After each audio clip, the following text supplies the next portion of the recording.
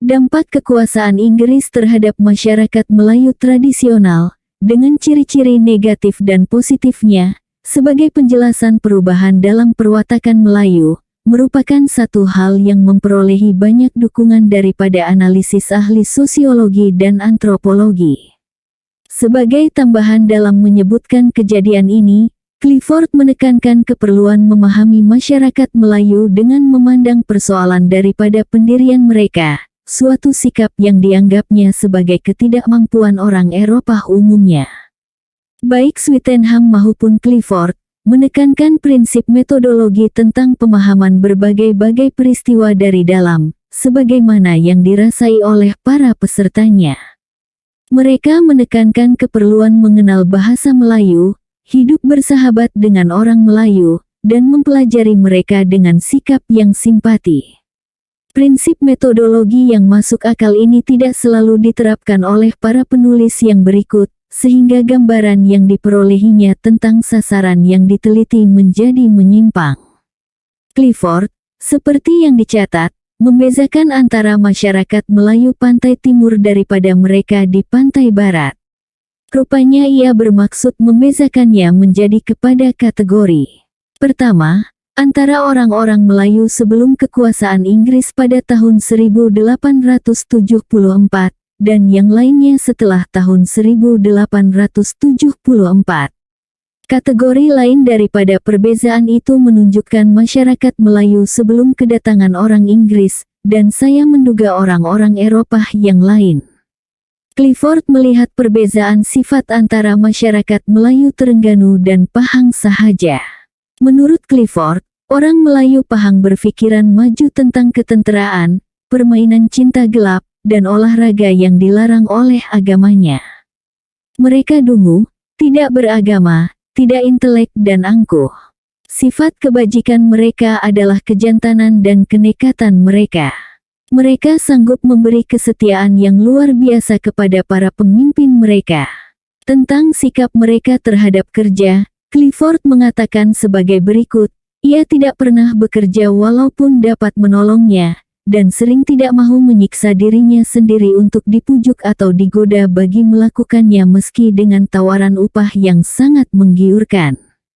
Namun, jika janji dan pujukan gagal, bisikkanlah kata bertuah kerah ke telinganya, dan ia akan datang tanpa berisik, dan benar-benar bekerja keras tanpa upah, membawa serta makanan untuknya.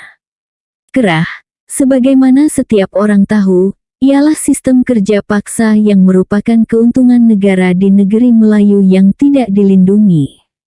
Negeri-negeri Melayu merupakan suatu naluri keturunan yang diwarisi daripada datuk neneknya, yang kelihatan mendorong dia mematuhi dengan senang hati kebiasaan ini, yang sehingga tidak ada syarat-syarat lain, ia akan mengizinkan dirinya sendiri melakukan kerja keras.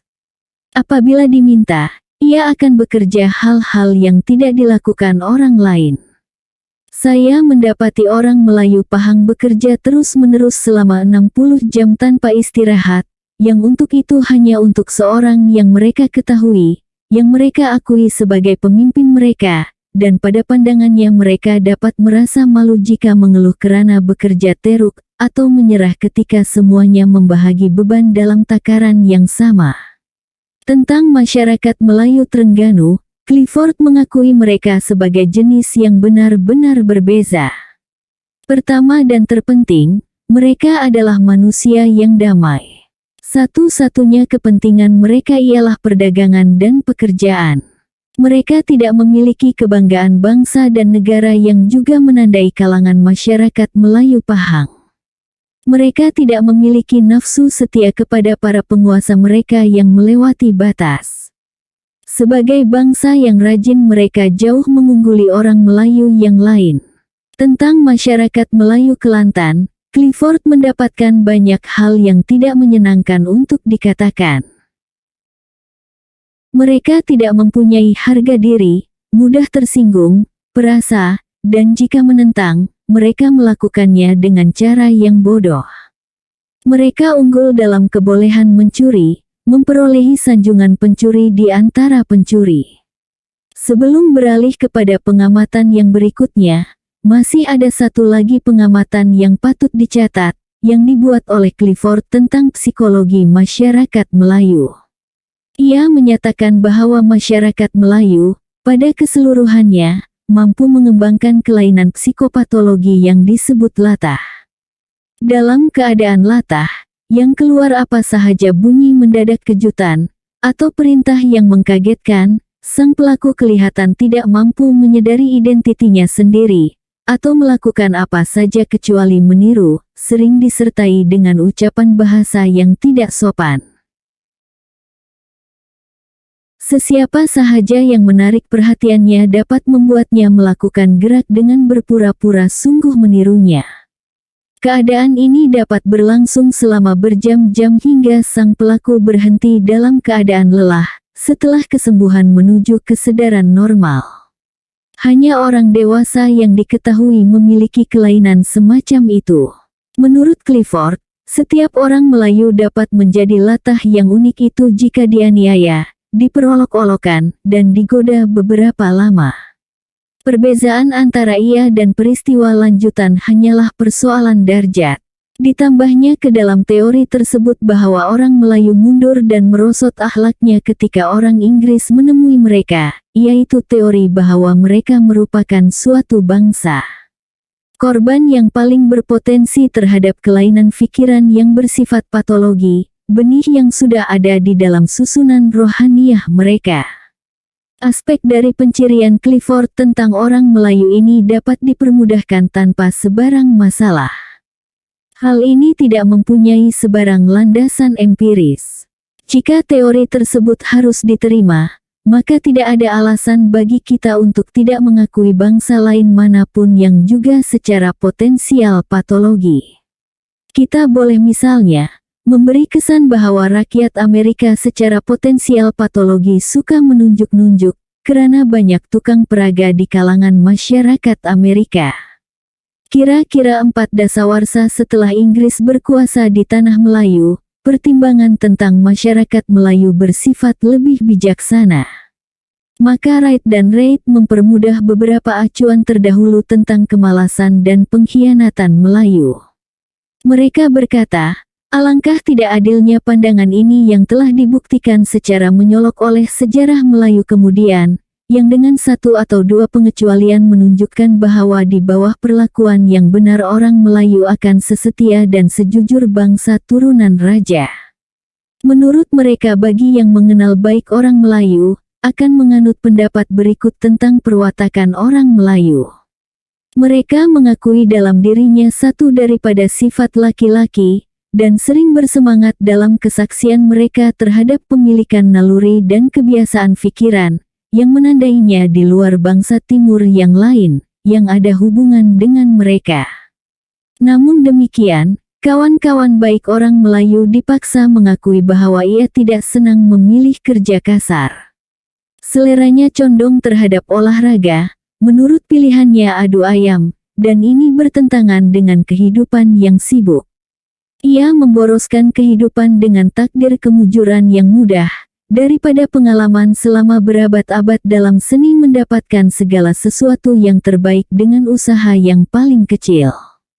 Sejak bertahun-tahun yang lalu, tidak dibiasakan untuk menyelang-nyeli kegiatan hariannya dalam menghabiskan waktu dengan kegiatan merompak kecil-kecilan, tanpa pandang bulu.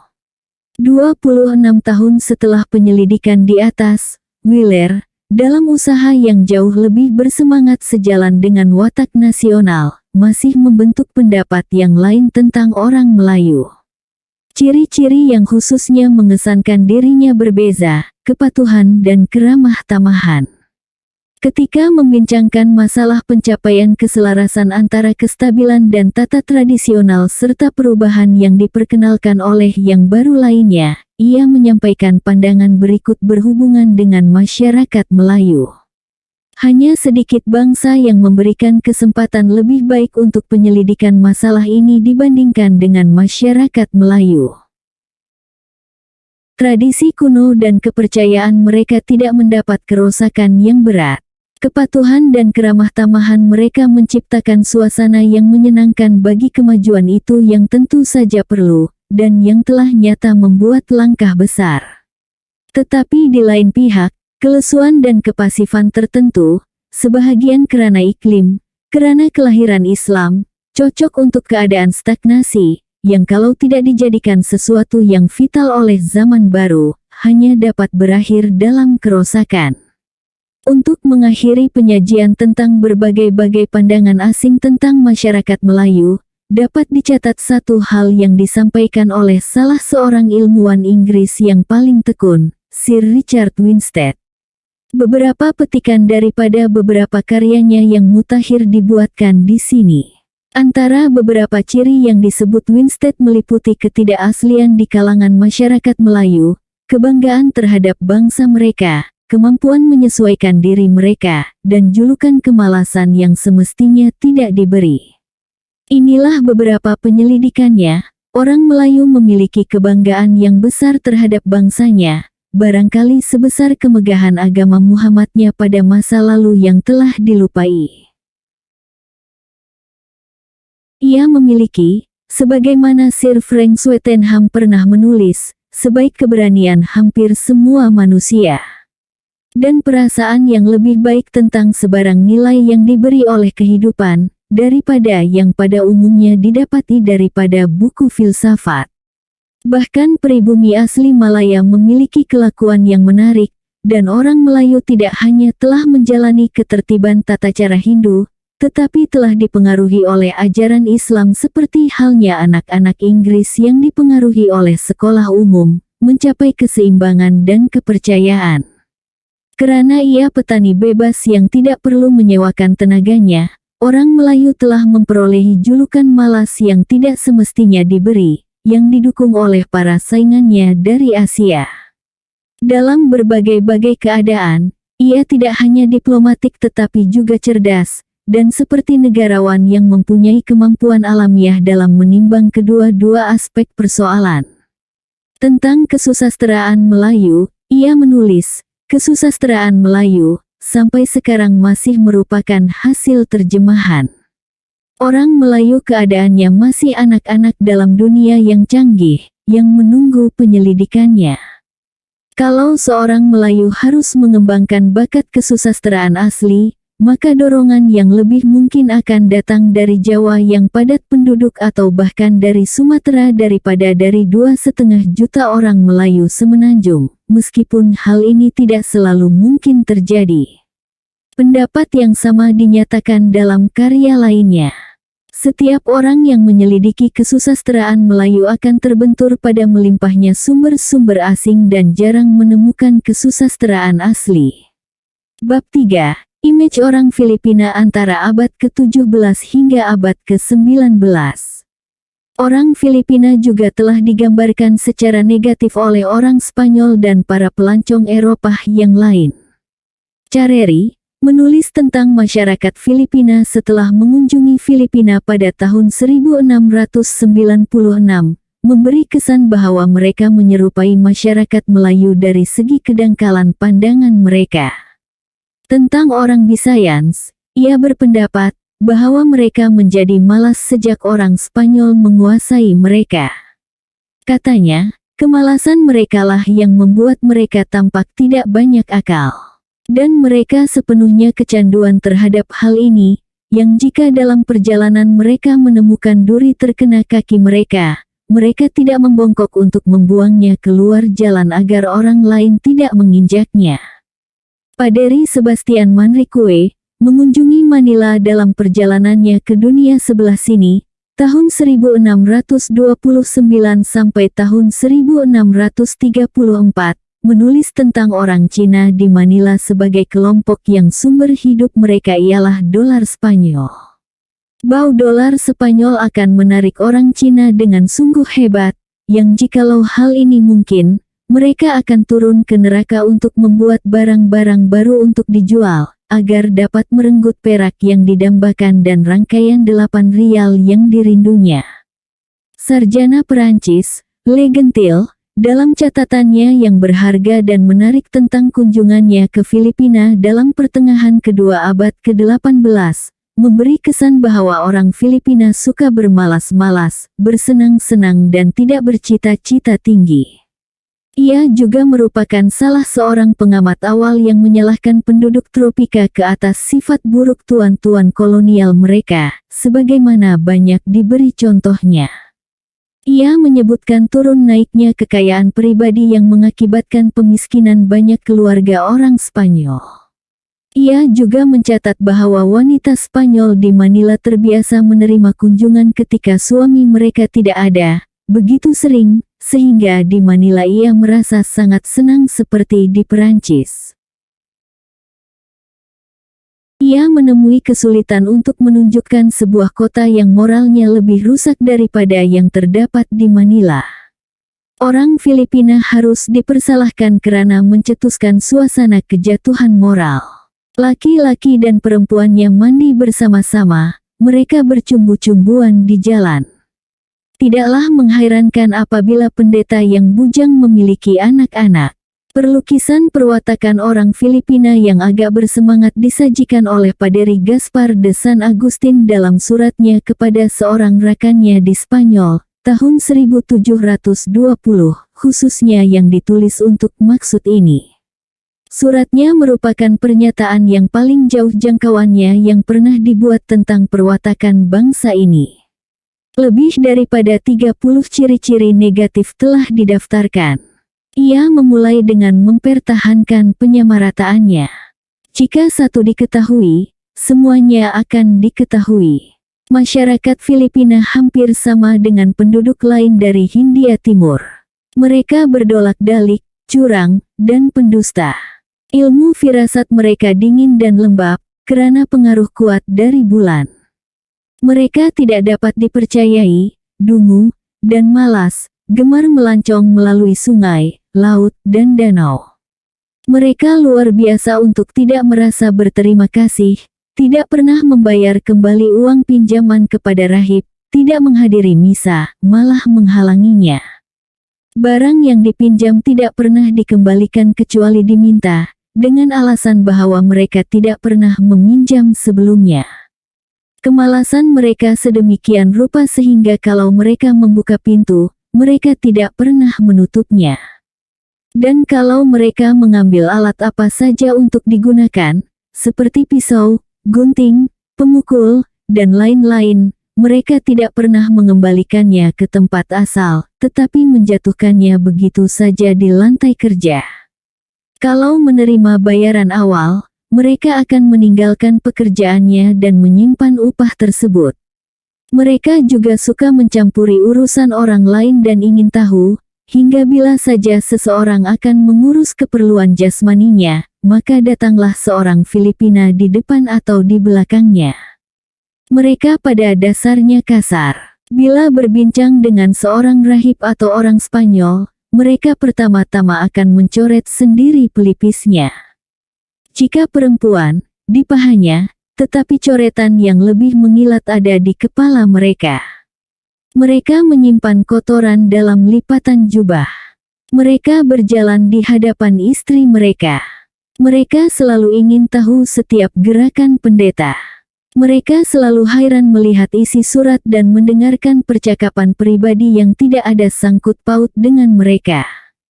Mereka masuk rumah dan biara orang-orang Spanyol tanpa diundang, mencari-cari lubang untuk mengintip ke dalam kalau pintunya dikunci. Namun kesopanan dijalankan di rumah mereka sendiri. Di rumah mereka sendiri mereka bangun pagi, tetapi bersama majikannya mereka ikut bangun siang. Sewaktu dalam biara, kegembiraan mereka tertumpah di dapur. Kerusi rusak karena cara mereka duduk dengan memiringkan badan dan kaki terjulur, sehingga mereka dapat melihat perempuan. Pada malam hari mereka melemparkan obor yang menyala bila-bila masa yang mereka suka. Dalam rumah atau biara yang tidak ada bau perempuan, mereka enggan menempatinya. San Agustin banyak sekali mengetahui tentang orang Filipina.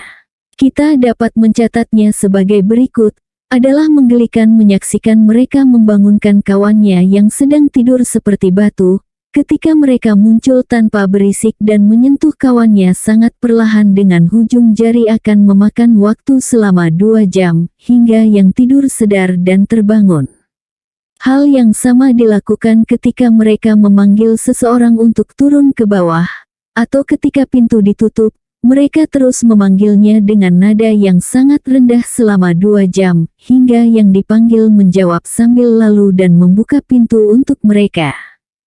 Semua ungkapan sedemikian jauh telah diletakkan pada ciri negatif, tetapi dalam bahagian penutup suratnya ia memetik seorang penulis mistik, kita tidak harus memiliki sifat langau yang selalu pergi ke timbunan kotoran, namun seperti lebah yang selalu mencari yang manis-manis dan menyenangkan. San Agustin kemudian menyebut ciri positif orang-orang Filipina. Mereka bagus dalam kerajinan tangan. Mereka membuat perahu dan bertindak sebagai pelaut, askar dan penyelam. Mereka membuat mesin, bedil meriam dan loceng. Mereka menghasilkan makanan utama dan perkhidmatan bagi orang-orang Spanyol. Hasil pertanian mereka amat menguntungkan Spanyol di Manila. San Agustin tidak ingin melebih-lebihkan, memburu menokok tambah tentang kemalasan mereka. Kalaupun dilakukan, hal ini benar-benar akan merupakan rasa tidak berterima kasih. Dengan telah dikuasainya tanah mereka, maka mereka melayani orang Spanyol hampir seperti hamba. Mereka membela orang-orang Spanyol terhadap musuh mereka. Banyaknya huru-hara yang terjadi, menurut pendapatnya, disebabkan oleh kekuasaan dan kecongkakan yang menyertai setiap orang Spanyol sejak kedatangan mereka di Filipina.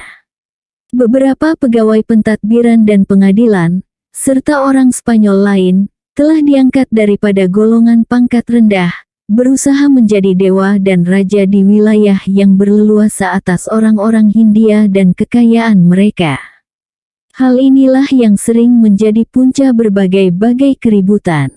Suatu fakta menarik yang dicatat dalam hubungan dengan Filipina ialah bahwa permasalahan perwatakan bangsa merupakan pokok perbincangan dan pandangan serius di kalangan orang-orang Spanyol sendiri.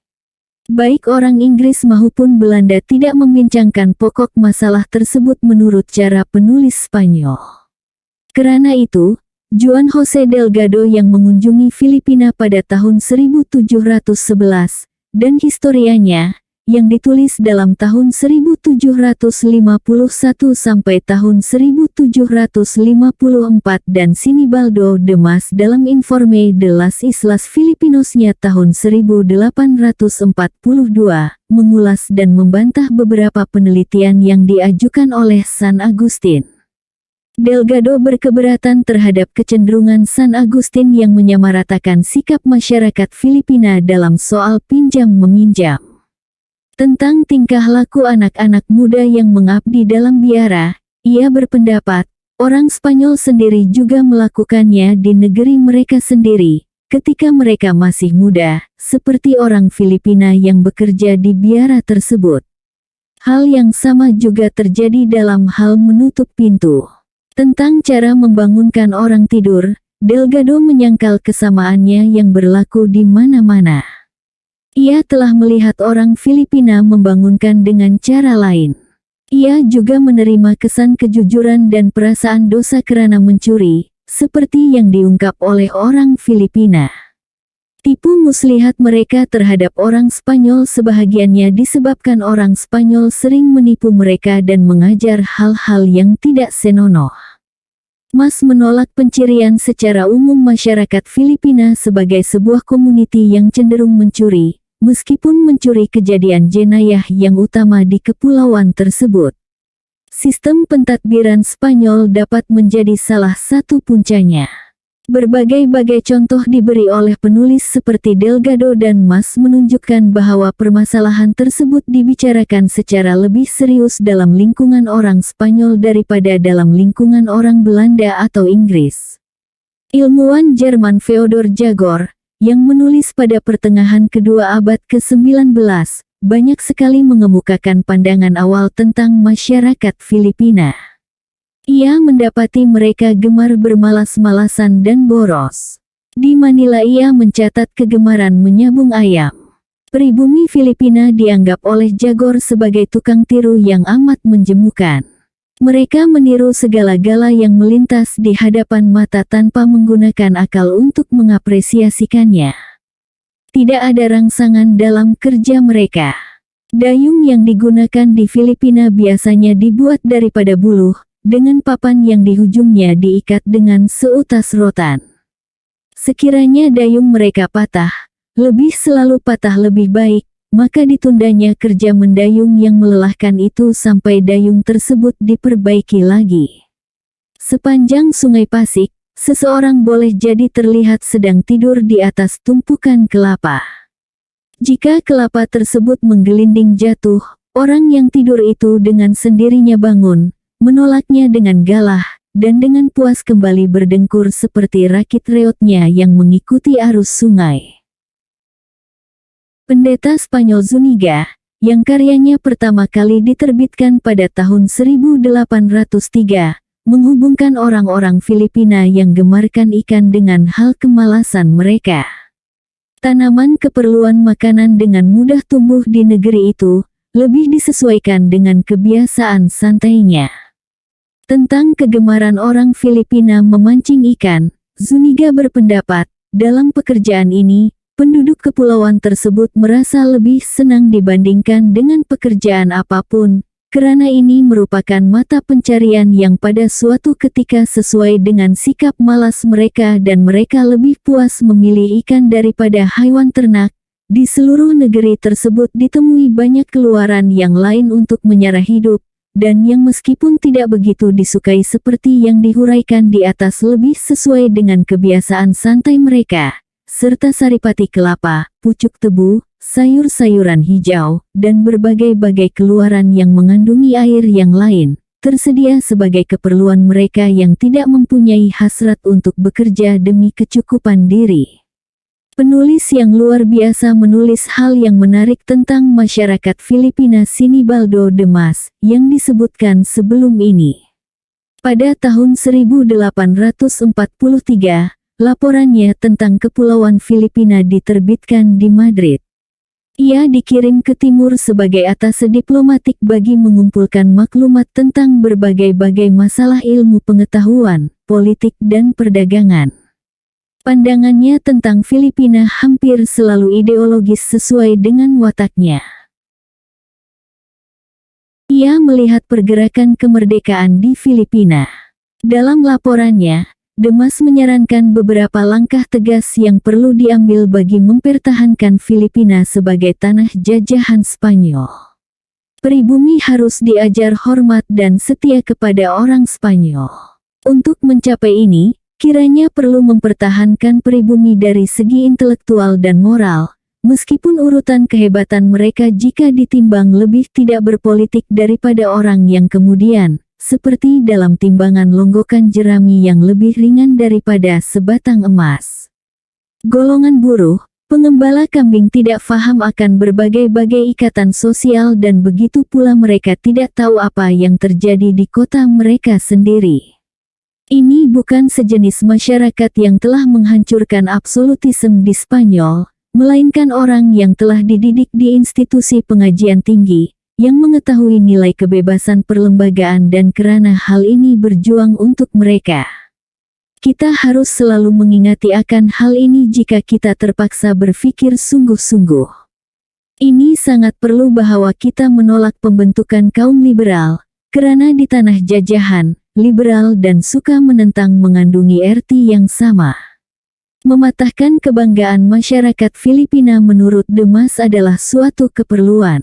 Orang Spanyol harus dibezakan daripada pakaian khusus yang terlarang bagi pribumi. Pribumi harus diperlakukan lain. Ketika orang Filipina atau orang berdarah campuran bertemu orang Spanyol, ia diwajibkan berhenti, kecuali di Manila, dan memberi hormat kepadanya. Jika ia sedang duduk, ia harus berdiri apabila orang Spanyol berbicara dengannya atau di hadapannya. Sesiapa sahaja harus mengangkat tangannya kepada orang Spanyol, bahkan dalam pembelaan hidupnya, harus taat bekerja keras sepanjang hidup. Kalau pelanggaran dilakukan sama ada dengan ucapan atau perkataan, maka hukuman yang setimpal hendaklah dikenakan kepada mereka. Orang Spanyol tidak boleh menyediakan tempat duduk bagi orang Filipina atau orang berdarah campuran di rumahnya, tidak sering makan dengannya, dan sesiapa yang melanggar adat kebiasaan dalam pergaulan ini, akan dihukum. Untuk sekali dan 2 kali dengan denda, dan bagi kesalahan yang ketiga ia akan dibuang dari tanah jajahan. Tidak ada dalih yang mengizinkan orang Spanyol menikahi gadis Filipina atau wanita berdarah campuran. Orang-orang Filipina atau orang-orang berdarah campuran yang ingin menggunakan kereta atau menunggang kuda harus mendapatkan izin melalui pajak tahunan, sehingga kan sedikit sekali orang yang mampu menyediakan kemewahan ini. Masyarakat Filipina tidak diajari bahasa Spanyol. Dalam ketenteraan, mereka tidak boleh mempunyai pangkat yang lebih tinggi daripada kopral. Ia menganggap mereka tidak sopan, malas, dan suka menentang. Seringkali di jalan raya yang penuh lumpur, yang jika hanya terdapat satu jalan bersih tempat orang-orang Filipina dari kelas paling rendah berhenti, menunggu saya masuk ke dalam lumpur untuk mempersilahkan mereka lewat, dan jika saya menyentuh kepala kuda mereka dengan cemeti saya untuk membuka jalan, mereka berbisik-bisik. Beberapa orang di antaranya tertawa, boleh saya katakan, tepat di hadapan hidung saya, melihat saya yakin, dengan kacamata. Suatu ketika di sekitar kota, saya ingin membeli beberapa biji mangga dan jagung bakar daripada penjual yang menjajakannya di samping dagangan makanan yang lain, dan mereka tidak mahu menjual dengan alasan yang tidak jelas sama sekali. Maka saya bertanya kepada pembantu saya apa artinya ini, lalu dijawabnya, "Tuan, orang itu pasti gila." Akhirnya, beberapa kali saya harus ke peradilan di kota untuk minta petunjuk atau yang semacamnya. Tentu saja dengan membayar hanya perkhidmatan mereka. Meskipun paspor saya sebagai kapten, mereka memperlakukan saya dengan kurang rasa hormat dan kepatuhan. 2 atau 3 kali saya harus mencium bau yang keluar dari sesuatu, karena kesusilaan tidak mengizinkan saya menyebutkannya yang terjadi ketika saya ada, mengakibatkan orang di sekitar tempat itu kurang selesa. Saya, dalam semuanya ini tidak melihat adanya bukti keamanan dan penjagaan peraturan kita. Bagi saya, tampaknya kita lebih aman apabila pribumi bersimpuh manakala seorang Spanyol lewat.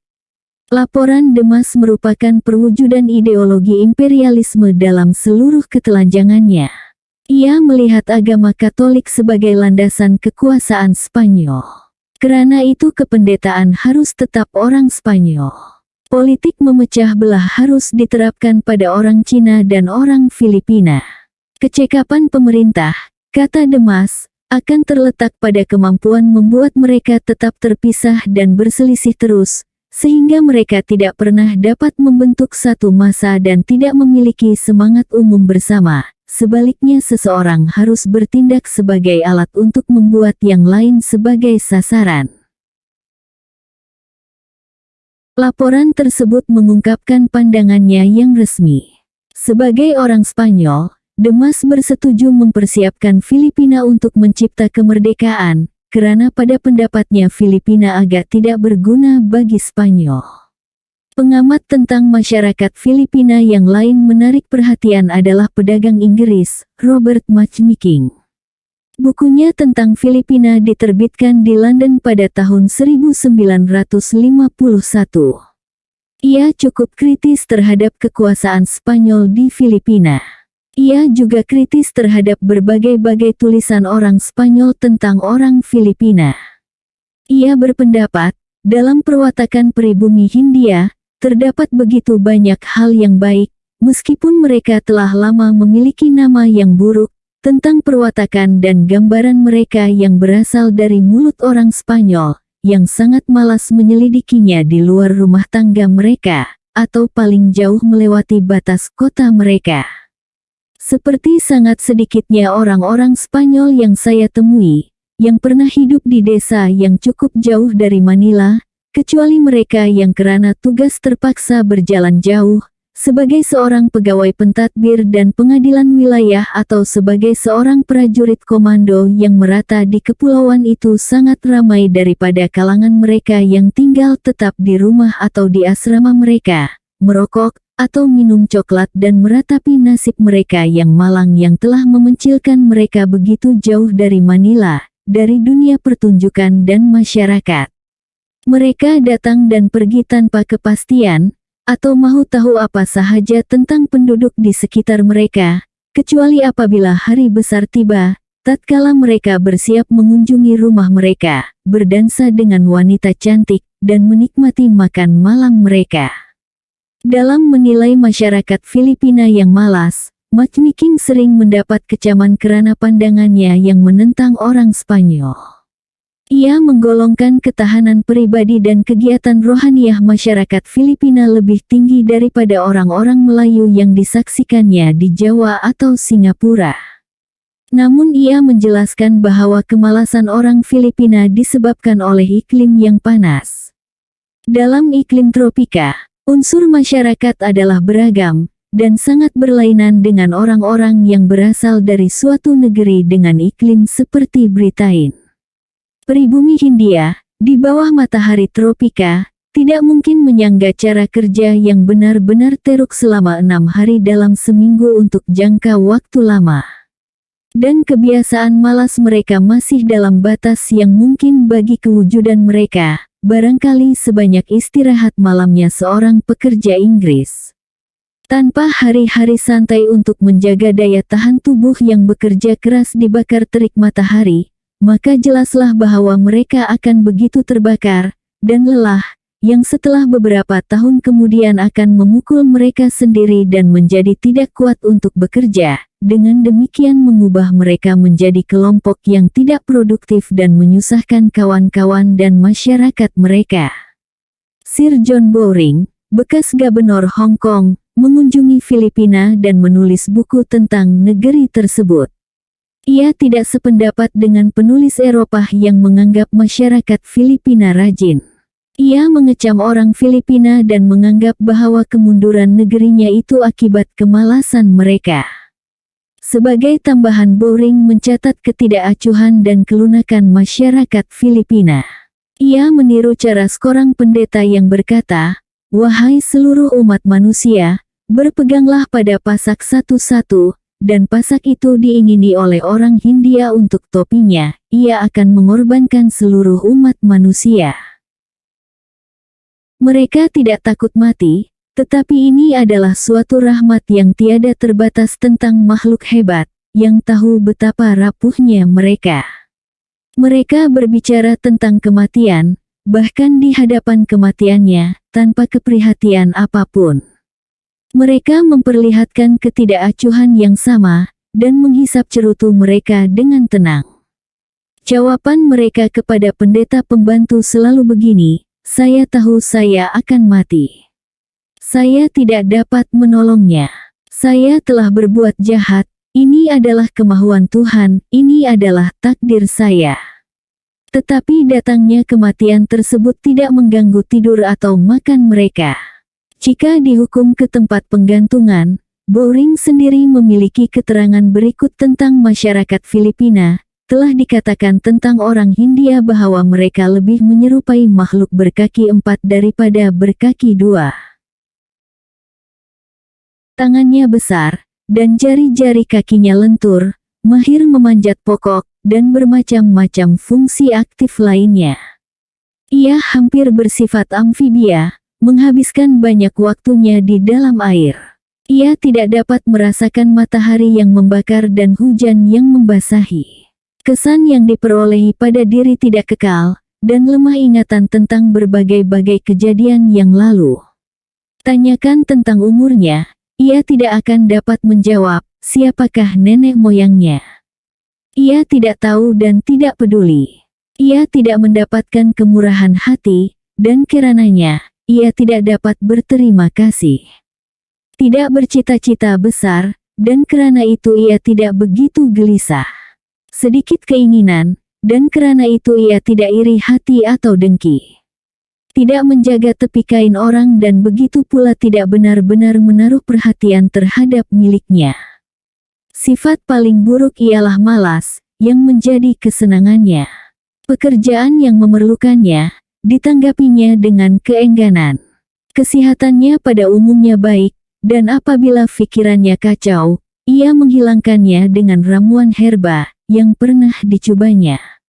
Ia tidak memakai sabun untuk mencuci, mencukur tanpa pisau cukur sungai tempat mandinya, dan ia mencabuti rambut di mukanya dengan menggunakan tempurung yang tajam.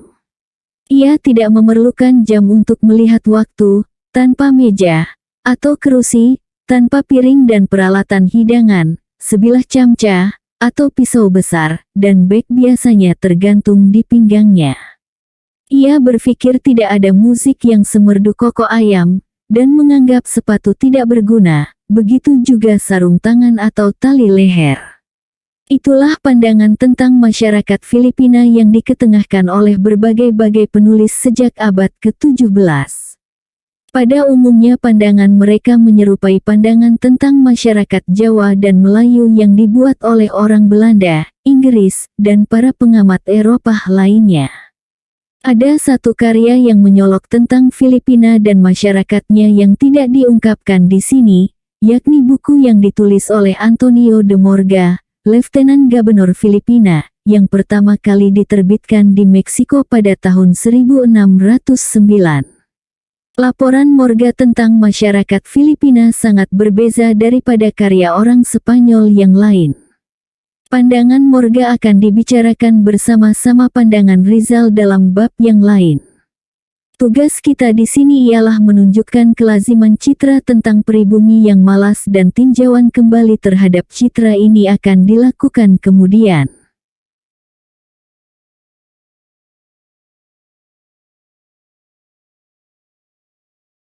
Bab 4. Image orang Jawa sejak abad ke-18 hingga abad ke-20. Sebagaimana halnya tentang masyarakat Melayu dan Filipina, pandangan tentang masyarakat Jawa yang malas menjadi semakin kuat dan meluas sejak kekuasaan kolonial Belanda di pulau itu berkembang. Menjelang abad ke-19, khususnya setelah diterapkannya sistem tanaman paksa oleh Van den Bosch, gagasan tentang masyarakat Jawa yang malas tampil dengan lebih menyolok dalam perdebatan antara golongan liberal dan golongan konservatif di kalangan orang Belanda. Namun persoalan tersebut pada mulanya muncul pada akhir abad ke-18. Meskipun dalam hal masa ini terjadi perbezaan pendapat, mitos tentang masyarakat Jawa yang malaslah yang menonjol. Sistem VOC tentang jual paksa dan kemudian sistem Van den Bosch tentang tanaman paksa, memerlukan pengabsahan moral dan mitos tentang masyarakat Jawa yang malas telah melengkapi hal ini. Dokumen Belanda yang awal tentang Jawa, abad ke-17 hingga awal abad ke-18, sangat sedikit acuannya tentang kemalasan. Selama waktu itu orang Belanda tidak secara langsung mengatur tenaga kerja orang Jawa. Setelah diterapkan sistem tanaman paksa untuk tanaman niaga, khususnya pada tahun 1830 oleh Van den Bosch, pendapat negatif tentang sifat orang Jawa menjadi lebih sering dikemukakan. Van den Bosch sendiri menganggap masyarakat Jawa sebagai sebuah bangsa yang sedikit dapat dibandingkan dalam perkembangan intelektualnya dengan anak-anak Belanda yang berumur 12 atau 13 tahun. Citra tentang masyarakat Jawa yang malas tetap hidup sesudah itu dalam pikiran para penulis lain. Maka pada tahun 1904, ahli sejarah ekonomi Clive Day, yang mengkritik suasana pada akhir abad ke-19, memberikan kesan seperti yang berikut. Golongan pribumi yang tidak memiliki tanah maupun perdagangan yang mendukung mereka, dan yang menyewakannya kepada pihak-pihak lain tidak memiliki tanah tidak banyak jumlahnya, dan banyak sekuli diserap ke dalam organisasi desa tempatan. Tingkat hidup rata-rata petani kelihatan rendah sekali jika diukur menurut standar barat.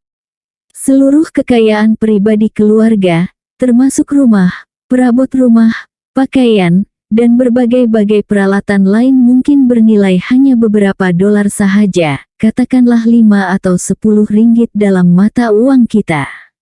Namun, karena keperluannya kecil, maka tingkat hidup yang rendah pun mencukupi, dan pada hakikatnya di kalangan masyarakat Jawa makin rendah tingkat kehidupan, maka lebih memungkinkan mereka mencapai kepuasan dalam jangka panjang karena mereka benar-benar tidak menderita kelaparan. Pada praktisnya tidak mungkin memantapkan berbagai-bagai pekerjaan yang berguna dari penduduk pribumi, sesuai dengan sebarang seruan bagi memenuhi cita-cita memperbaiki diri sendiri dan meningkatkan standar mereka. Tidak kurang daripada kesenangan kebendaan yang cukup akan menggerakkan mereka daripada kebiasaan malas mereka. Hasilnya, menjadi kenyataan umum di kalangan majikan untuk memberi sebahagian besar gaji lebih dahulu bila-bila sahaja. Kalau pribumi tersebut diumpan, maka ia terikat untuk bekerja, dari segi teori, paling tidak hingga ia melunasi segala hutangnya. Sistem uang muka untuk memantapkan perkhidmatan buruh tersebut digambarkan berlaku di mana-mana hingga kini. Para majikan dan pegawai menyesali akan hal ini, tetapi mengakui keperluannya, bahkan pemerintah memberikan uang muka apabila perintah memerlukan perkhidmatan daripada tenaga kerja upahan. Tema tentang masyarakat Jawa yang malas dalam lingkungan kolonial Belanda berfungsi sebagai unsur utama ideologi kolonial. Dalam hal Filipina dan Malaysia, tema tentang pribumi yang malas sebagaimana akan digambarkan nanti, berfungsi sebagai landasan ideologi dalam ideologi secara keseluruhan dari imperialisme Barat. Di Jawa, hal itu lebih-lebih lagi. Tema tersebut menjadi terjerat dalam pertentangan ideologi dua kelompok yang bertanding dalam lingkungan kolonial Belanda, yakni golongan konservatif dan liberal. Masa dari akhir abad ke-18 hingga tahun 1830, penerapan sistem tanaman paksa ditandai dengan perbezaan pendapat tentang bagaimana pemerintah Hindia Belanda seharusnya dikendalikan. Bagaimana tanah jajahan harus diatur untuk keuntungan Belanda yang sebesar-besarnya, yang kemudian memerlukan bantuan keuangan yang besar karena peperangan. Baik golongan liberal maupun konservatif bersetuju untuk memasukkan kepentingan Belanda, tetapi mereka berbeza pendapat dari segi eksploitasi ekonomi. Pada tahun 1830, golongan konservatif berjaya dalam pertentangan itu melalui pengenalan sistem tanaman paksa oleh Gubernur Jenderal Van den Bosch. Sarjana Belanda memberi huraian tentang sistem tanaman paksa dan alasan-alasannya sebagai, penghentian antara dua pendapat ini mengakibatkan bentuk pentadbiran kolonial selama 30 tahun pertama abad ke-19 dilaksanakan dengan cepat hingga selesai ketika keperluan uang mendesak, yang mengakibatkan keputusan yang berdasarkan garis konservatif, dengan menerapkan sistem tanaman paksa. Karena defisit terus-menerus yang dialami oleh pemerintah Hindia setelah kejatuhan VOC, dan dalam hubungannya dengan biaya besar yang dikeluarkan pada akhir Perang Jawa tahun 1825 sampai tahun 1830, maka tidak kurang daripada 38 juta gulden telah dipinjamkan oleh negeri induk untuk tanah jajahan tersebut. Di Belanda sendiri, keadaan keuangannya juga buruk sebagai akibat lanjutan dari kekuasaan Napoleon, dan disebabkan pengurusan keuangan yang buruk. Dengan alasan ini, maka dasar yang menjanjikan penambahan dana umum dengan segera bahkan jika ini dilengkapi dengan biaya kesejahteraan penduduk pribumi di Hindia disambut dengan baik. Jelaslah bahwa perancang program ini, yang mentafsir untuk mengisi keuangan yang kosong, bermaksud meningkatkan produktiviti tanah Hindia, dengan kegiatan pertanian yang luas untuk memenuhi pasaran Eropa. Namun sebagai cara untuk mencapai tujuan ini, ia menolak saranan yang mendorong usaha pertanian swasta, karena kesulitan bersaing dengan tenaga kerja murah daripada hamba abdi di Amerika, yang memasarkan pengeluaran sama. Cadangan asal ialah untuk menyusun berbagai-bagai kontrak sukarela antara pemerintah dan penduduk desa. Mereka harus bersetuju menanam maksimum 1/5 daripada petak sawah dengan tanaman niaga sebagai sumber pendapatan. Penanaman ini dilaksanakan di bawah pengawasan pegawai Eropah dan pengelolaan ketua peribumi banyak waktu seperti yang diperlukan untuk penanaman pada mereka sendiri di atas tanah yang sama. Di pihak lain, pemerintah akan mengambil semua resiko sebagai tanggungannya, memberi pembebasan pajak tanah, sementara taksiran atas semua pengeluaran, tidak memerlukan yang ditawarkan di atas jumlah yang dibebaskan pajaknya harus dibayar kepada pengeluar tersebut. Sistem tanaman paksa tersebut pada praktisnya mengakibatkan beberapa perlakuan kejam. 20 tahun pertama ditandai dengan meningkatnya pemerasan terhadap penduduk pribumi oleh para pegawai pribumi yang ditugaskan mengumpulkan keluaran tersebut. Persyaratan bahwa hanya 1/5 daripada petak sawah di desa harus digunakan untuk menanam tanaman uang, jarang diselidiki. Keperluan terhadap buruh paksa, sebagai ganti 66 hari setahun, masa kerja asal yang normal, diperluas menjadi 240 hari untuk jenis tanaman tertentu milik pemerintah. Sistem tanaman paksa tidak jauh berbeza daripada sistem pajak tanah. Pajak masih juga dipungut. Sebagai tambahan terhadap pemerasan yang disengajakan itu, meskipun secara praktis seluruh prinsip dasar sistem tersebut oleh penciptanya dimasukkan dalam Lembaran Negara, Nomor 22 Tahun 1834, masih terdapat berbagai-bagai amalan yang tidak adil dan sewenang-wenang. Tentang hal ini dapat disebut, buruh paksa yang tidak dibayar itu tidak hanya diperas secara berlebihan untuk membina jalan raya dan jambatan, mengangkut berbagai hasil keluaran untuk keperluan kerja pembinaan, kayu, batu, ubin, dan membuat bangunan yang penting tertentu, tetapi juga buruh paksa yang tidak dibayar itu digunakan untuk memproses tanaman yang diperlukan oleh pemerintah. Kejahatan lainnya ialah meletakkan semua tanggung jawab pada petani Jawa.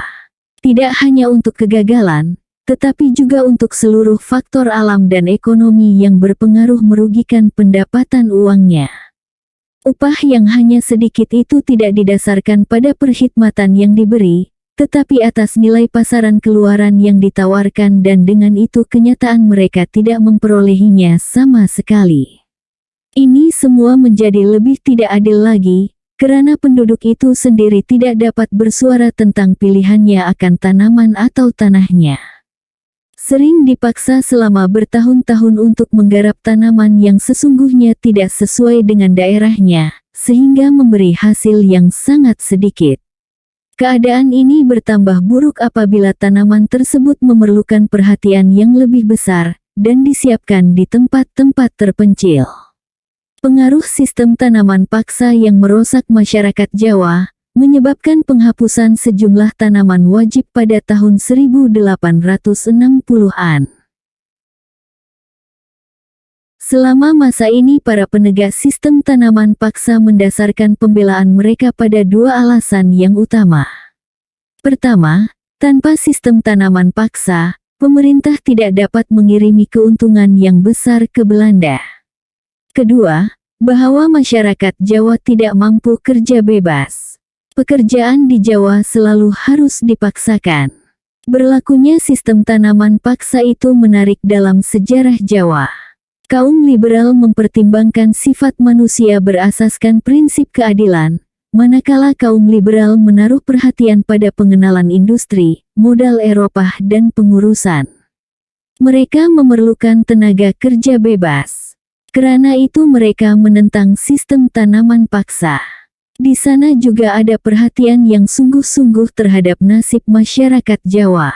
Untuk melihat hal ini dalam kerangka sejarah, kita perlu merujuk pendapat pengkritik terkenal tentang politik kolonial Belanda pada waktu itu, Dirk van Hogendorp.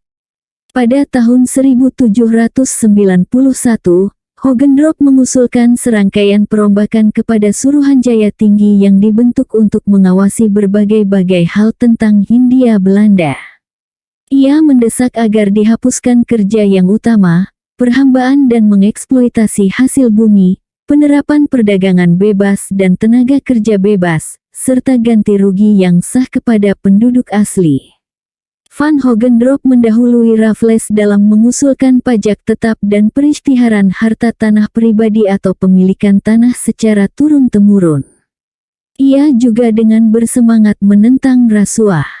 Di Jawa, ia disiksa oleh pentadbiran kolonial. Ia kemudian mengambil langkah seribu ke Belanda mencari keadilan dan menyerang pentadbiran kolonial Hindia Belanda.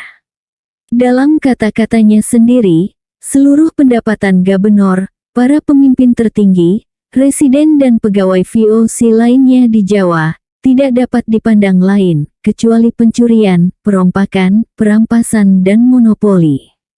Di sekitar abad ke-19, gerakan liberal di Eropa telah menjadi kekuatan yang layak diperhitungkan. Ingatan akan revolusi Perancis masih segar. Gerakan berbau falsafah itu mulai mempengaruhi pandangan kolonial. Karena hal ini tidak mungkin bagi musuh liberal dan para perombak sebagaimana Van Hogendorp untuk menyangkal prinsip-prinsip keadilan sosial yang dipinta. Dan dalam pengutukan terhadap kolonial, maka orang-orang ini harus menggunakan dalih yang pragmatis.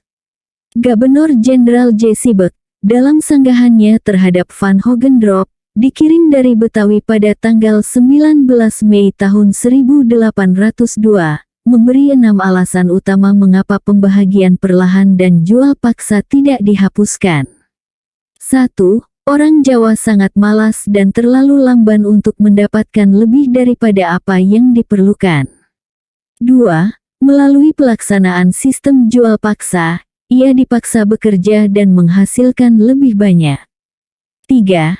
Dengan mengharuskannya membuat keuntungan yang lebih besar dalam sistem kapitalis liberal, ia akan meninggalkan pekerjaannya hingga keuntungannya habis dipakainya. 4. Akibatnya, lahan yang dibagikan tersebut akan menjadi terlantar dan rusak. 5. Karena itu lahannya akan dijual kepada orang Cina atau pembeli dari Eropa dengan harga yang asal laku. Para pembeli ini dapat berubah menjadi raja kecil yang akhirnya mengeksploitasi mereka. 6. Kalau Van Hogendorp dilaksanakan, bagaimana caranya memaksa para penguasa Jawa menerima kesemuanya itu? Kepentingan sulit mereka akan terancam oleh program ini. Perombakan yang diusul oleh Van Hogendorp menimbulkan tentangan yang sangat kuat daripada penguasa kolonial. Ada juga beberapa sokongan. W.H. van Ijsseldik dalam surat rasmi bertarikh 31 Gos 1802, mengakui wujud penyelewengan dan keadaan yang merugikan. Ia menyokong perombakan yang digambarkan oleh Van Hogendorp, tetapi ia lebih menyukainya untuk dibatasi pada daerah yang secara langsung berada di bawah kekuasaan hukum VOC. Ia terutama sekali menaruh perhatian pada penghapusan kerja paksa, penerapan perdagangan bebas, dan penghapusan berbagai-bagai perlakuan kejam. Merupakan hal yang luar biasa bahwa Ijsseldik tidak membuat acuan tentang masyarakat Jawa yang malas. Di pihak lain, H.W. Muntinghe, dalam saranannya kepada Raffles, tanggal 27 Mei tahun 1812, mencatat kemalasan masyarakat Jawa, meskipun puncanya, seperti yang dikatakan, bukan karena keturunan tetapi lingkungan. Ia tidak sepenuhnya bersetuju dengan penghapusan kerja paksa, meskipun ia bersetuju bahwa keadaan sebelumnya di Jawa tidak menyenangkan. Falsafah politiknya, gambarannya tentang perombakan, didasarkan pada prinsip bahwa setiap tanah jajah ada, atau harus ada untuk keuntungan negeri induknya. Seperti yang ditunjukkan terdahulu, selama abad ke-19 khususnya tahun 1860-an, ada kritik yang terus-menerus terhadap sistem tanaman paksa dan kerja paksa. Terdapat semacam tentangan penjajah. Isu kerja paksa dan kemalasan pribumi amat hangat diperkatakan. Seperti dicatat terdahulu, orang-orang yang menyetujui perombakan menolak teori kemalasan pribumi dan kecekapan kerja paksa. Mereka yang bersetuju status quo berpikir sebaliknya. Pada suatu ketika pernah program dikemukakan oleh seorang menteri dari tanah jajahan bahwa masyarakat Jawa lebih menyukai kerja paksa daripada kerja bebas. Ini disangkal oleh seorang penulis yang menghuraikan seluruh latar belakang dalam konteksnya dengan isu tersebut. Arti penting dari isu tentang kerja paksa dan tanaman paksa untuk tanaman uang tersebut, lebih lanjut ditampakkan melalui langkah-langkah menghukum, yang dilakukan oleh pemerintah kolonial Belanda terhadap orang-orang terkemuka pribumi. Pada tahun 1917, 2 orang raden, anggota Keningratan Jawa, dibuang ke Edam selama setahun karena mengabaikan penanaman kopi. Pada tahun 1706, seorang pemimpin Jawa untuk beberapa lamanya dibuang ke Pulau Buru dengan alasan malas, kurang berjaya untuk memaksa penduduk di daerahnya menghasilkan sejumlah tanaman yang telah ditentukan dengan jumlah yang cukup. Pada tahun 1747, pegawai daerah Ciblagung dihukum karena kelambanannya. Pada tahun 1788, seorang patih diancam akan dikirim ke Betawi ketika ia lagi-lagi bersikap malas. Para pegawai daerah juga diancam dengan pembuangan ke Ceylon, Sri Lanka, dan Tanjung Pengharapan. Seorang pemimpin Sumedang dicambuk dengan rotan dan dihukum hingga 5 tahun kerja paksa pada tahun 1805, karena melalaikan pengurusan ladang Belanda. Pada tahun 1800, seorang pemimpin Karawang dirantai kakinya. Di beberapa desa di Karawang, mandor disiksa dengan rantai karena malas.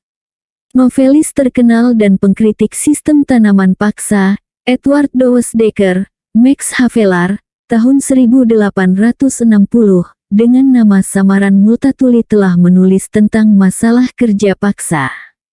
Seperti kaum pembaru liberal yang lain dan musuh-musuh sistem kolonial Belanda, Dowes Dekker menentang tema tentang pribumi yang malas. Inilah situasi umum, penindasan dan perlakuan buruk terhadap penduduk pribumi, yang mengakibatkan mereka menjadi lesu ketika melakukan hal-hal yang dipaksakan. Seperti yang dikatakan Dowes Dekker, ketika pemerintah kolonial Belanda mengatakan bahwa mereka memerlukan kopi, orang Jawa tidak menjawab, karena mereka tidak mempunyai kopi. Ia kemudian dipaksa menanamnya tanpa imbalan atas jerih payahnya. Reaksi masyarakat Jawa yang acuh tak acuh terhadap kerja paksa merupakan protes diam-diam terhadap politik pemerintah Belanda, yang memaksa mereka menanam berbagai tanaman uang. Pemaksaan dengan cara lain tersebut dibuat karena penduduk Eropa di tanah jajahan tidak bersedia bekerja sebagai pekerja ladang. Apapun alasannya, masyarakat Eropa di tanah jajahan tidak termasuk buruh kasar. Muntinghe menegaskan bahwa orang-orang Eropa dengan dalih apapun tidak cekap untuk bercucuk tanam di bawah iklim tropika. Ketidaksediaan penduduk Eropa inilah yang membuat pemerintah kolonial mengerah tenaga kerja pribumi yang enggan diajak. Dan keengganan inilah yang dipandang sebagai kemalasan.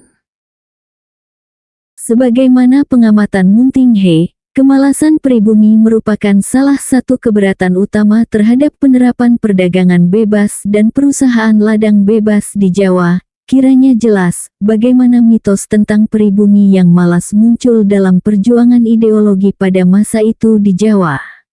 Para penganjurnya jauh lebih banyak dan lebih kuat daripada penentangan liberalnya, seperti Van Hogendorp, Dowes Dekker, dan yang lain.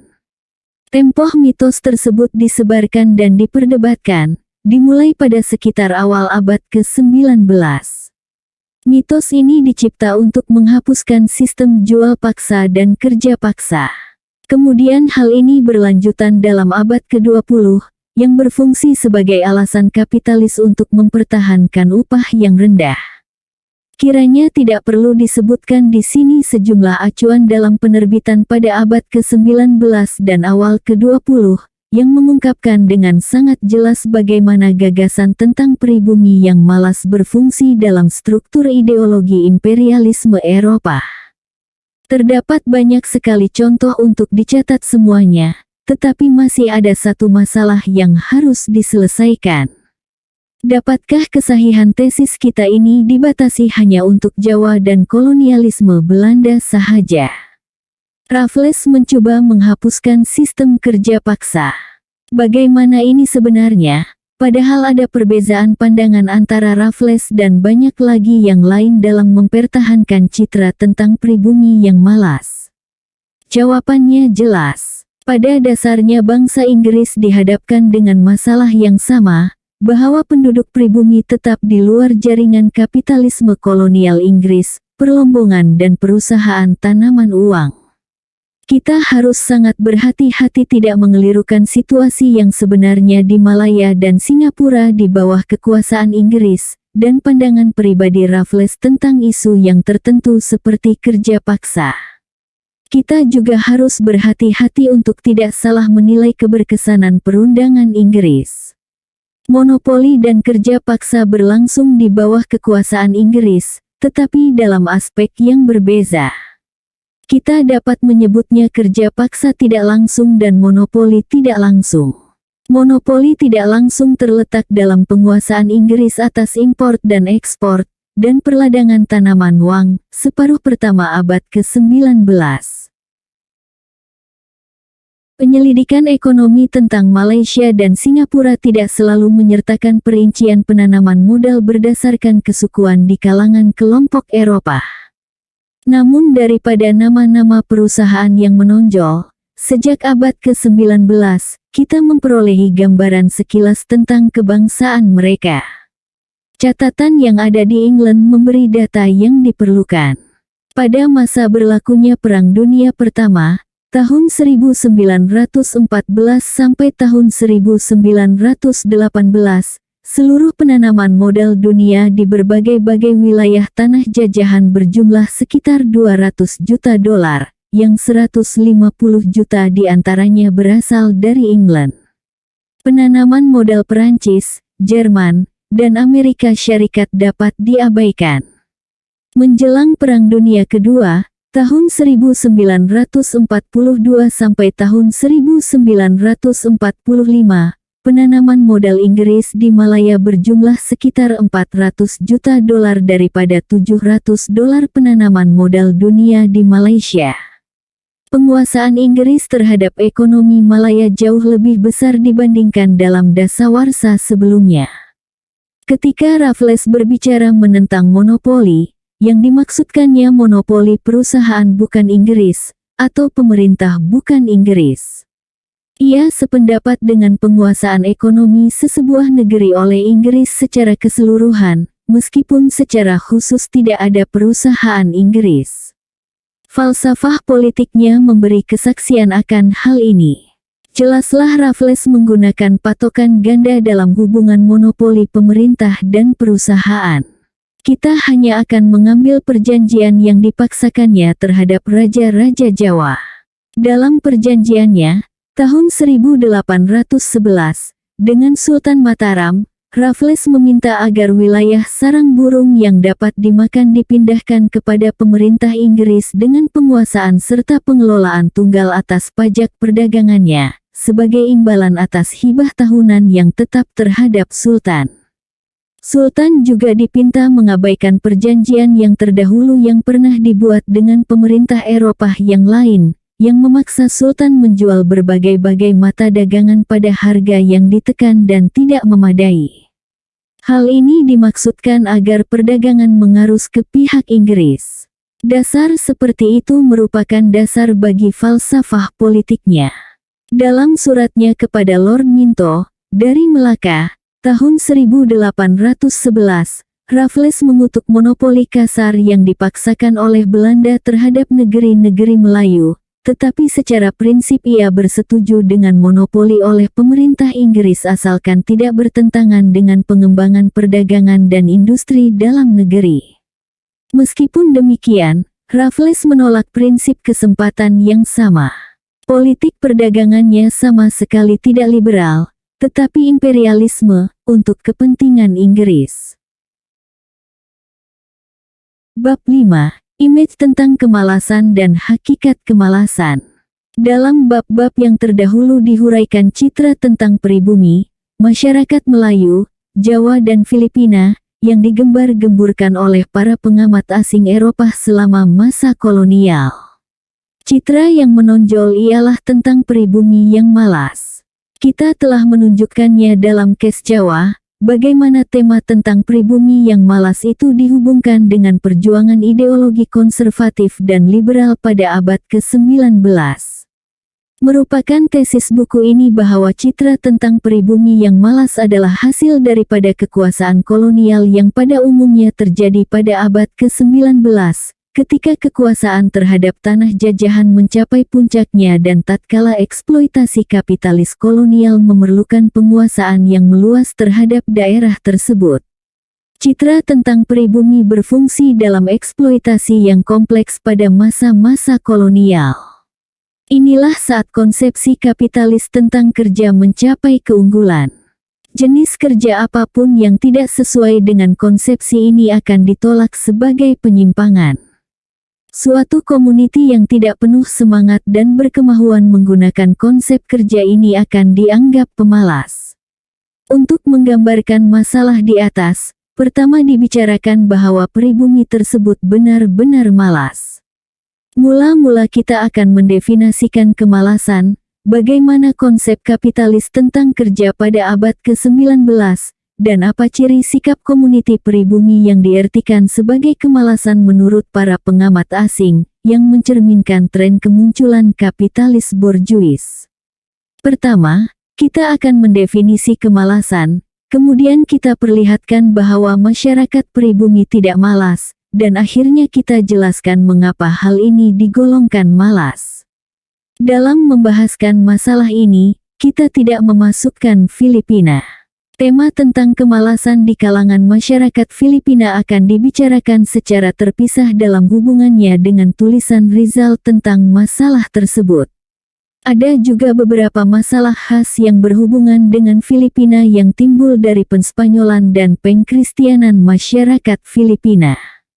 Oleh karena itu, barangkali perlu huraian yang terpisah tentang masalah tersebut. Menurut pandangan kapitalisme modern, kolonialisme Spanyol di Filipina mundur. Politik kolonial orang Spanyol sangat berbeza dengan orang-orang Belanda dan Inggris. Tidak seperti masyarakat Spanyol di Filipina, orang Belanda dan Inggris menyerahkan agama dan kebudayaan pribumi kepada mereka sendiri. Para pengamat asing menilai bahwa pribumi tidak pernah menghiraukan untuk memberi tafsiran kemalasan itu. Rizal dalam huraiannya yang terkenal tentang masyarakat Filipina, mendefinisikan kemalasan sebagai kecintaan terhadap kerja yang kecil, kurang kegiatan. Kemalasan konsep relatif yang lebih dicirikan tanpa menjelaskan unsur penting daripada adanya unsur penting. Tidak ada hasrat dan kekuatan untuk bekerja dalam keadaan yang diperlukan, seperti keadaan seseorang yang harus memperoleh pendapatan. Oleh karena itu berbagai-bagai unsur pokok daripada konsep tersebut adalah a. Tidak ada kecintaan bekerja, b. Tidak ada kemahuan bekerja, c. Tidak ada kekuatan atau semangat yang ditunjukkan dalam usaha, d. Tidak ada perhatian terhadap akibat daripada usahanya. Tidak ada perhatian pada perolehan daripada usahanya. Dan F. Tidak ada perhatian pada keperluan yang mendorong usaha tersebut.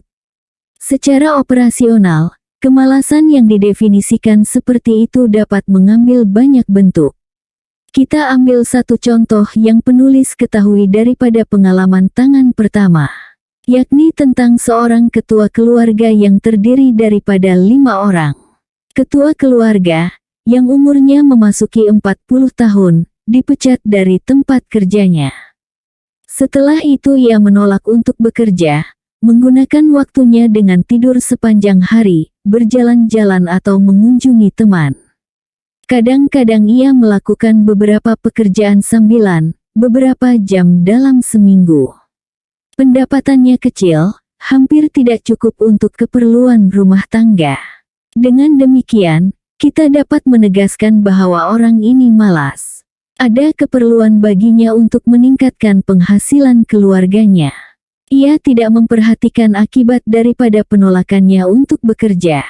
Ia pun tidak ada perhatian terhadap perolehan yang dapat bertambah hasil pekerjaannya.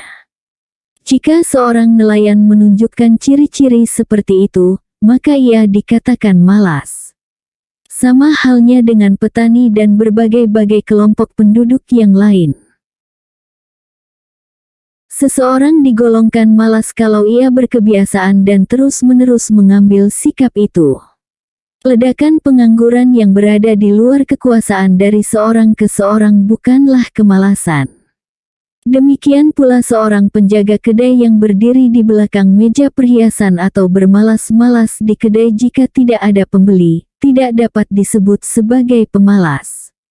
Dengan demikian, kemalasan dicirikan oleh tanggapan yang mengelak daripada keadaan yang memerlukan kerja keras dan usaha. Orang yang memilih pekerjaannya karena ia mampu, maka ia tidak malas. Ia pemalas jika ia menolak segala jenis pekerjaan. Mempertimbangkan definisi operasional di atas tanpa memperluas imajinasi dapat memberi penilaian bahwa masyarakat Melayu, Filipina, dan Jawa pemalas. Bahagian terbesar masyarakat Melayu, Jawa dan Filipina bekerja dengan tetap setiap hari. Kalau mereka tidak melakukannya, mereka tidak dapat hidup. Banyak orang asing yang telah menyelidiki bahwa jutaan orang Jawa, Melayu, dan Filipina bekerja keras. Mereka bercocok tanam, menjala ikan, mendirikan rumah, memelihara ternakan, pendek kata mereka bekerja setiap hari. Bagaimana kemudian dikembangkan citra tentang pribumi yang malas? Petunjuknya ada dalam ucapan Winstead. Ia berpendapat bahwa karena ia adalah seorang petani bebas yang tidak perlu menyewakan tenaganya, orang Melayu telah memperolehi julukan malas yang tidak semestinya diberikan, yang didukung oleh para saingannya dari Asia. Ini merupakan sikap tidak sedia mereka menjadi alat dalam sistem pengeluar kapitalisme kolonial, yang memberi kepada masyarakat Melayu image malas. Ini adalah suatu faktor yang mencipta citra tentang orang Melayu yang malas. Aspek lain adalah berhubung dengan kenyataan bahwa masyarakat Melayu tidak mewarisi hubungan fungsional yang dekat dengan orang Eropa, yang sangat memusatkan perhatian pada wilayah kota. Masyarakat Eropa di sana memiliki pengalaman yang sangat sedikit tentang masyarakat Melayu yang mengabdi kepada mereka. Orang Melayu bukan tiang penyangga kesenangan mereka. Di bar, rumah peristirahatan, hotel, gedung perniagaan orang Melayu tidak melayani orang Eropa. Yang paling banyak dilakukan ialah menjadi pemandu kereta dan tukang kebun.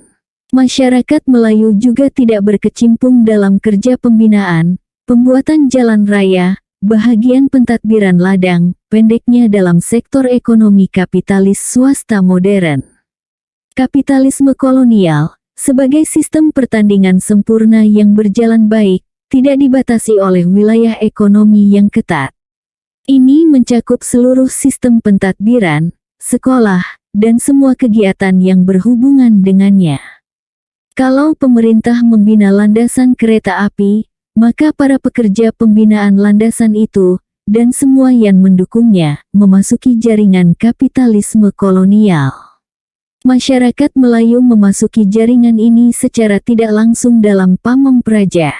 Mereka menjalankan pentadbiran negara yang dikuasai kapitalisme kolonial. Oleh karena hal ini tidak membawa orang-orang Melayu ke dalam hubungan langsung dan teratur dengan masyarakat kolonial Eropa, maka layanan mereka tidak dihargai. Masyarakat Melayu tidak berfungsi dalam seluruh pola kehidupan kapitalisme kolonial. Salah satu petunjuk dapat ditemui dalam penyelidikan yang dilakukan oleh Thomson, pelancong di wilayah tersebut. Berikut ini pandangannya tentang Pulau Pinang. Terhadap orang Cina, penghuni asing benar-benar merasa berhutang budi untuk hampir seluruh kenyamanannya, dan atas berlimpahnya kemewahan yang mengelilingi rumahnya yang bergaya Eropa yang megah di atas pulau yang jauh ini. Atas izin majikannya, Ahong, Ketua pelayan Cina, setiap hari memenuhi meja dengan makanan yang banyak, dengan buah-buahan pilihan dan bunga yang elok. Sifat ramah tamah yang berlebih-lebihan itu merupakan kebanggaan para pedagang kita yang menghuni seperempat bola dunia. Persetujuannya tentang orang Cina tersebut menyebabkan mereka dilindungi oleh undang-undang Inggris. Ia berkata, di Pulau Pinang terdapat sangat sedikit atau hampir tidak ada saingan dalam berbagai-bagai pekerjaan seperti yang dilakukan oleh orang-orang Cina, dan di mana sifat buruk mereka berkobar-kobar dalam bentuk yang lebih lunak, maka kesulitan untuk menekan menjadi lebih ringan. Di sana orang Cina, apabila dikendalikan dengan betul merupakan anggota masyarakat yang paling berguna dan paling diperlukan. Benar, mereka menghisap candu, menipu tanpa pandang bulu, serta bila saja ada kesempatan tidak jujur, licik, dan curang. Tetapi untuk itu semua, di antara mereka yang telah mencapai tahap kepercayaan akan meninggalkan sama sekali sifat buruk mereka. Atau apa yang lebih mungkin menyembunyikan kesemuanya dengan kelicikan orang Cina. Berbeza dengan huraian tentang orang Cina, kadang-kadang digambarkan licik, tidak jujur dan curang, yang menyediakan berbagai-bagai keperluan masyarakat Eropa. Thomson mengakui keterbatasan pengetahuannya tentang kegiatan orang Melayu, namun ia menduganya sebagai berikut, di pulau itu terdapat sejumlah besar orang Melayu yang lebih banyak daripada orang Cina. Namun, untuk menjelaskan pekerjaan mereka merupakan tugas yang jauh lebih sulit, karena mereka tidak melakukan perdagangan apapun atau pekerjaan tertentu, dan tidak terdapat saudagar di kalangan mereka. Beberapa di antaranya bekerja di ladang, menangkap kumbang, memangkas pohon, dan bercucuk tanam. Tetapi secara keseluruhan, masyarakat Melayu bekerja sedikit mungkin. Beberapa di antaranya memiliki kebun yang sempit, dan menanam buah-buahan. Yang lain sebagai pelaut, dan mempunyai perahu, sementara orang-orang Cina berdagang. Tetapi saya tidak ingat lagi, apakah ada pedagang tunggal Melayu yang sejati? Banyak sekali kampung Melayu tersebar di pulau tersebut, berupa pondok-pondok buluh yang sangat sederhana, dan 2 atau 3 kelompok pohon buah-buahan. Tetapi banyak di antara perkampungan ini berada di pinggir pantai, dan di sana mereka tinggal, mencari ikan sekadarnya, banyak tidur, namun selalu mengunyah campuran buah pinang, kapur dan sirih, bangun atau tidur seperti yang saya saksikan, yang menggembungkan mulut, membuat merah bibir, dan merapatkan gigi dengan lapisan kerak hitam yang keras. Tentang masyarakat Melayu di Provinsi Wellesley ia menulis sebagai berikut, banyak terdapat orang Melayu di Provinsi Wellesley, tetapi mereka tidak bekerja dalam perkebunan, dan ini benar-benar hampir tidak mungkin untuk mengatakan bagaimana 1/20 bahagian daripada penduduk Melayu bekerja sendiri. Sebagai Muslim mereka bersunat, dan melakukan sholat dengan teratur. Sisa hidup mereka tampaknya digunakan untuk mematangkan keluarga besar, mengikuti contoh para orang tua mereka, dan bermalas-malas menunggu nafkah kehidupan sebagai kurnia alam yang menyediakannya. Pemuda Melayu, di negerinya sendiri adalah sejenis orang terhormat yang menjauhkan diri daripada perdesgangan, yang kebanggaannya ada pada kerisnya yang senantiasa siap dengan pegangannya yang digosok indah, dan bilah tajam yang beracun. Huraian di atas lumrah, agak sensasi, dan merupakan ciri masyarakat Melayu yang berlangsung masa itu. Penilaian tentang kemalasan mereka sama sekali tidak ditemui. Tidak ada penelitian nyata yang dilakukan tentang masalah tersebut, dan para pengamat tidak hidup atau bercampur dengan masyarakat Melayu. Tetapi citra tersebut tetap dikembangkan.